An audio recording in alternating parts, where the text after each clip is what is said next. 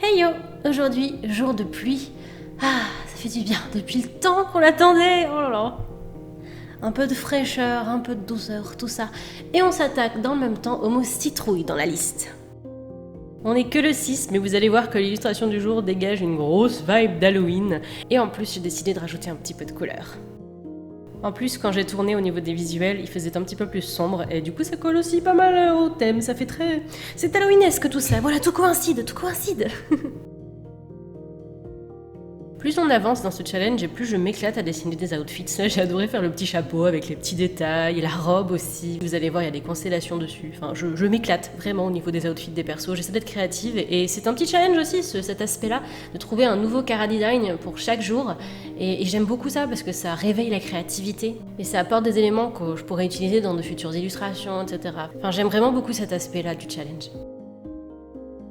Je suis contente d'avoir choisi les chibis comme support. Ça me permet de créer des tenues sur un petit format, un petit peu comme des poupées finalement. Voilà, on joue à la poupée nous ce mois-ci, let's go! Ici, je suis particulièrement contente de la shape des cheveux, de la forme des cheveux, de ce que ça donne. Ça fait un petit peu fumé, ça fait un petit peu...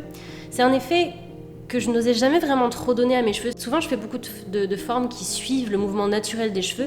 Mais là, j'ai essayé de changer un petit peu, de faire quelque chose de plus abstrait, ou en tout cas qui évoque quelque chose de magique en fait. Et je suis contente de ce que ça donne.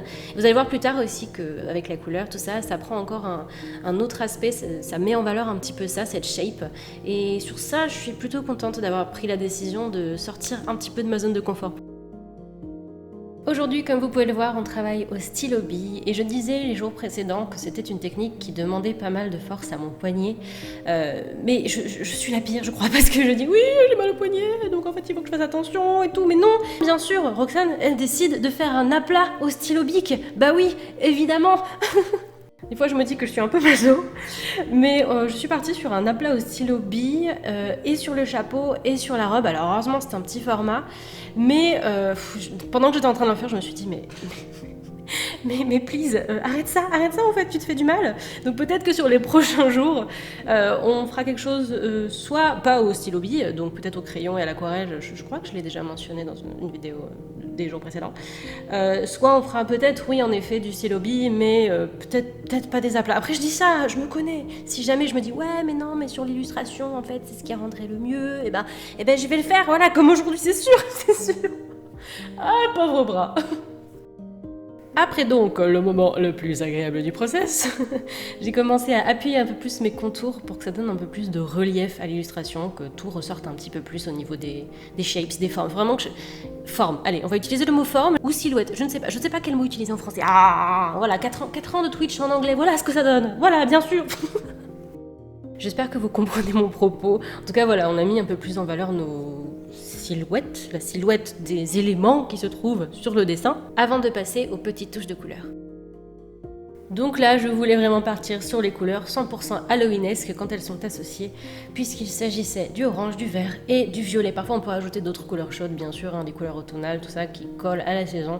Mais là, je voulais vraiment faire le mood Halloween, quoi, que ça parle plus d'Halloween que éventuellement les précédentes illustrations, et aussi celles qui arriveront, puisque là, on est sur le mot citrouille, mais après, on va, avant la fin du mois, repartir sur des mots qui n'évoquent pas forcément Halloween. Mais là, je voulais me jeter dedans, là. Voilà, moi j'ai qu'une hâte, c'est d'y être. Donc, on plonge.